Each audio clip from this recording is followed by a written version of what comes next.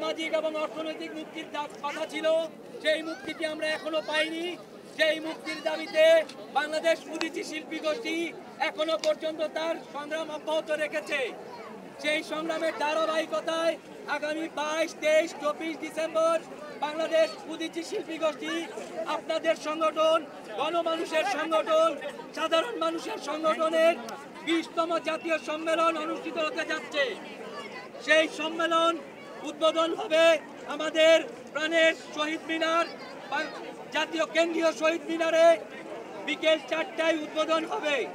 সেইখানে সেই সম্মেলনে আপনাদের সংগঠনের সম্মেলন, আপনাদের উদ্বোধনী অনুষ্ঠানে সবাইকে থাকার জন্য, সবাইকে উপস্থিত হয়ে আমাদেরকে সহযোগিতা করার জন্য বিনীতভাবে অনুরোধ করছি।